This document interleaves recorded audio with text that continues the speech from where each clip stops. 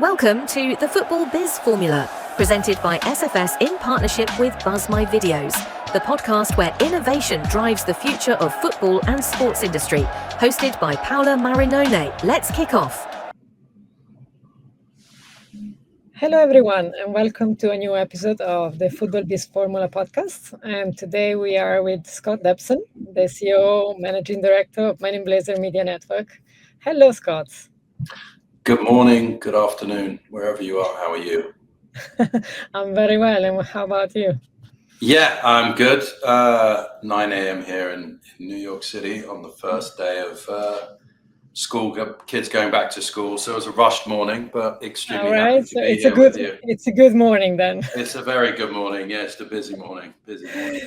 Fair enough. A bit of a background. You're going to tell us a bit of your story, but Scott is an Englishman in New York, as it would be the song.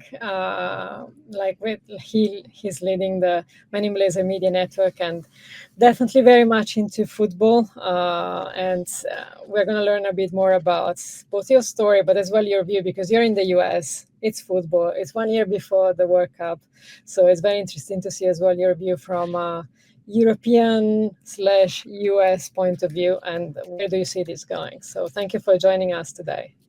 Absolutely excited to be here. So tell us a bit more about your story.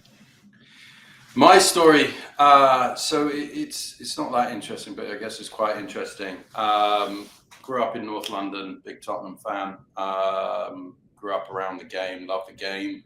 But actually, in what led me to the US was actually the power of the NFL's international marketing. Amazingly, 1986, the Cowboys came to London, and I was actually at Harrods randomly with my parents, and I met some of the Dallas Cowboys who were signing autographs, and they were the biggest humans I think a seven-year-old had ever met. Kind of thought they were superheroes. I got obsessed with American football. So loved football, loved American football, and realized I wasn't good enough to be a soccer player, and fell in love with American football, started playing there, ended up playing for a short time for the Great Britain national team, and ended up coming over here to play in college, ended up at Boston University in 97, and ended up then coming back and working here from 2001. So even though obviously the accent's still quite strong, being in the US most of my adult life, since 1997, was involved very early on in the ringtone and mobile content days. Those were the days. Those were the days. Those were crazy, crazy times. I think looking back now, we didn't know how great we had it. So very, very early on in that. And then also the evolution of mobile gaming, the evolution of mobile videos, the evolution of mobile applications. I was managing director of a large mobile content company called Zingy, who, if anyone had Palm Pilots, we also published a great application called the Vindigo City Guide, which everyone seems to know what that was. It was basically like an all-encompassing city guide on mobile. On Palm Pilot, and then I left that world in 2005 and went into the agency world. So created my own agency, cultural branding, marketing agency. Worked with a lot of large brands, PepsiCo's of the world, T-Mobile's of the world, and left that world in 2019, and joined up with Men in Blazers a little bit after that in 2020, 2021. So been here around 4 years now. But yeah, that's my life history in about 10 seconds. Yeah, and the best is yet to come, right? Yes, I think so. We've definitely grown a lot in the 4 years that I've been here. Tell us a bit more about Men in Blazer. What is it exactly? The media network? What do you do? Yeah, so Men in Blazers is the largest independent soccer media company in North America. So it started as one individual podcast in 2010. and then we launched in a TV 2010, show. podcast was not even used as a word. It was No, like it was not no a one thing. even. That's right. I think we have kind of a, when you think of a Venn diagram and you read every business book and it's about being in the right time at the right place. I think we early on very much right time, right place, podcasts and soccer, right? So those are two things that were growing exponentially in North America at the time. So we launched with an first individual podcast hosted by our founder, Roger Bennett and Michael Davies in 2010. And then in 2014, the guys worked with ESPN and they had a small studio doing shoulder content down in Brazil at the World Cup, which actually kind of, I'd say, put them on the national stage a bit more. And in 2013, NBC had actually got the rights to the Premier League. And after 2014 World Cup, they did a deal to have a Men in Blazers show, which we just started our 12th season, which is pretty amazing, on NBC and Peacock. So that's a kind of weekly show on NBC and Peacock that essentially interviews the biggest names in football and football culture. So that could be anyone from Arne Slot to Matthew McConaughey, to Tom Brady that was just on, to Sean McVay, to Ryan Reynolds, etc. And that's been enormously successful. Obviously 12 seasons, I would say, is longer than shows like MASH that were on TV. I think might be even longer than Friends, possibly. But so what we've done since then, so we initially started with the one podcast, had the TV show, and we've essentially now grown it out into, we've realized that, look, you have to meet consumers where they are. Audio is a great platform, but we've grown out now to producing more than 1,500 shows a year. So when we say shows, we look at that as, I think podcasts, people still think, okay, it's audio. But as you know now, video and social is such an important part of that ecosystem. So everything we're doing is audio, video, social based. And we've grown that up to over following of over 4 million followers across all of our platforms.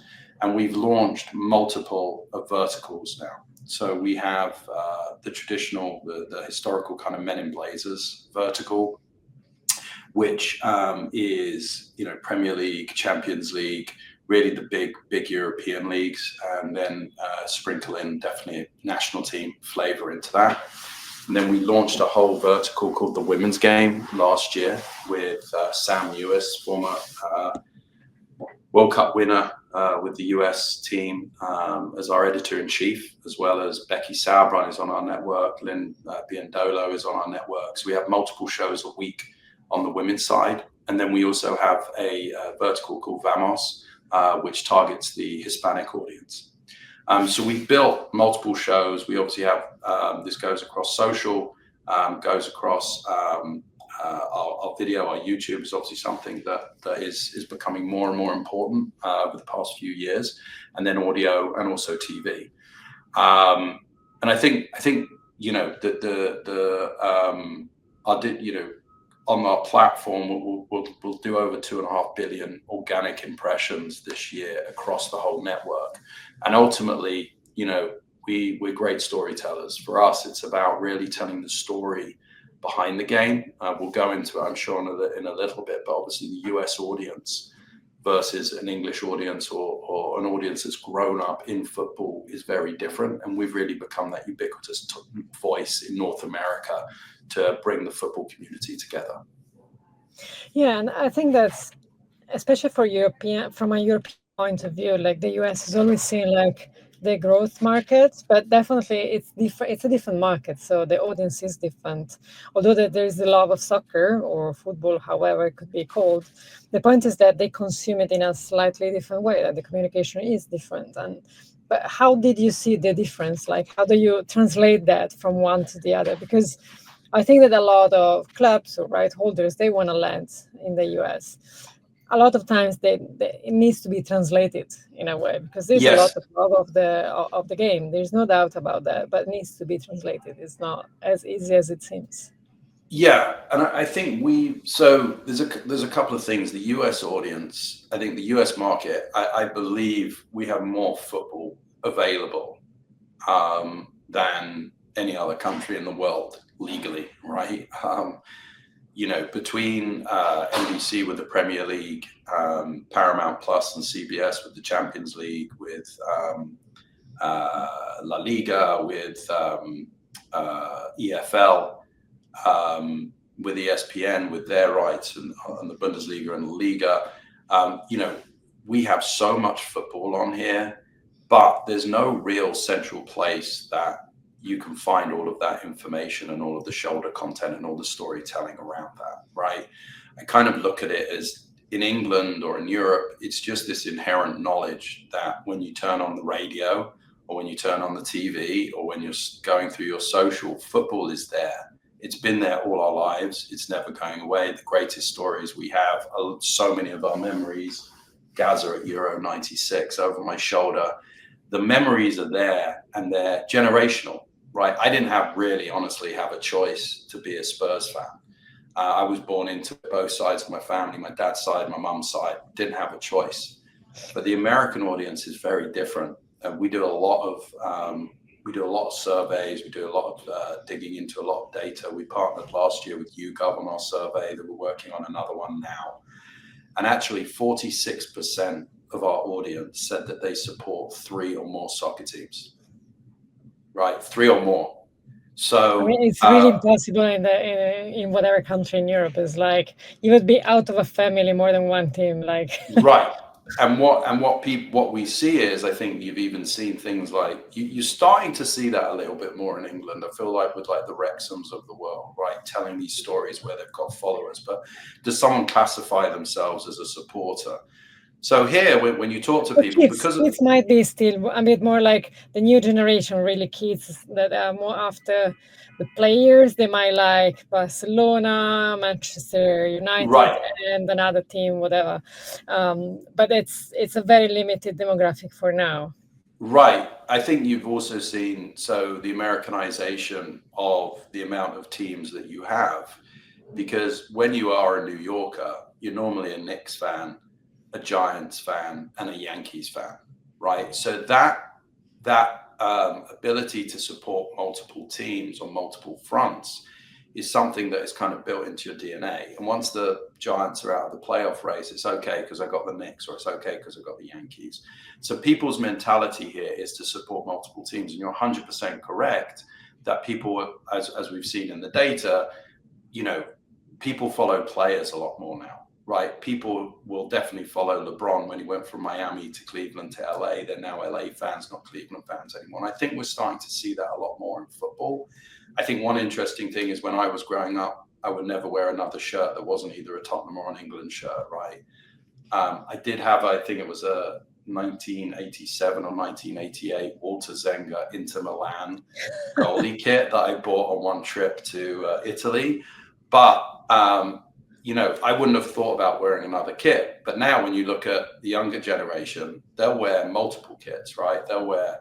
My son's was wearing a Venezia shirt yesterday just because it was cool, right? I would never have thought of that 30, 40 years ago. So the American audience will follow multiple teams, okay? And from that, then, I think they're a lot more engaged in terms of listening to stories about players, about teams. We're not just waiting to hear the transfer news about Manchester United or Tottenham. So 46% of our followers follow 3 or more clubs. And I think the other super interesting thing is 12% of our respondents said that they have changed their primary team they supported over the past 5 years. Wow. Right. So they didn't get thrown out of the house. They didn't get, cut off from the family, disinvited to their cousin's wedding because all of a sudden they're an Arsenal fan now, not a Tottenham fan, right? So that what I like to think about this inherent knowledge versus acquired knowledge is very different. We grew up with it. It's around us. But I also think once the American audience is into something, they go very, very deep, right? We joke around that, 1 week they don't know who Christian Romero is, right? They've never heard of Christian Romero. They've never heard of Dominic Solanke.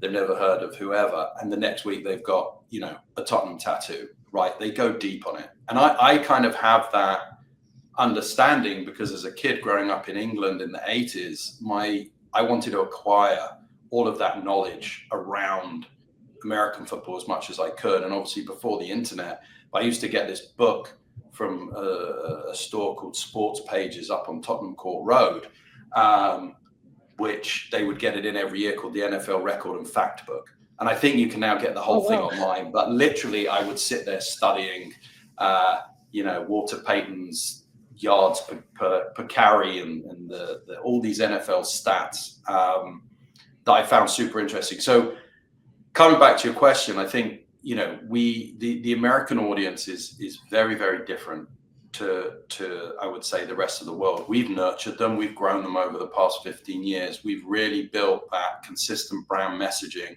We're joyful. We're uplifting. We're storytellers. We're not looking for a hot take, right? I think that's something that we've seen media really across everything. It's a pretty dark place, but people leaning into the hot takes, that is not what we do. We bring people on. We want to make everyone look fantastic. We want to tell beautiful, beautiful stories about football, because in this dark world, right, football is something that brings us all together.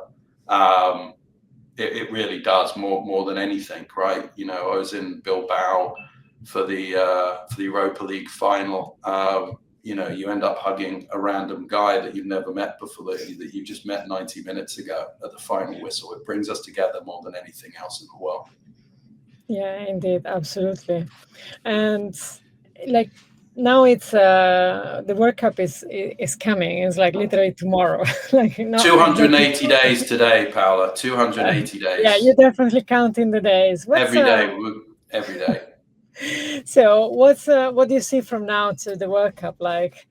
What's in your plan? And also what's going to change after? Because I think that's going to be interesting, coming to that point, but then what is going to be starting from that point? What's your view on that?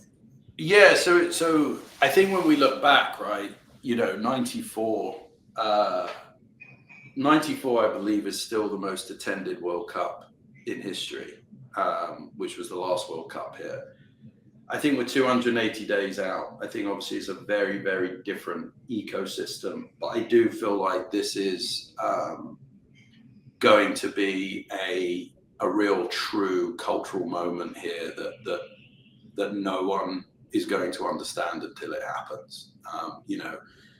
When the 100,000 Colombians or Uruguayans turn up in Philadelphia or whichever city, their team is playing in, I think that's the point where people all of a sudden see this is not just a football tournament. This is really a cultural movement.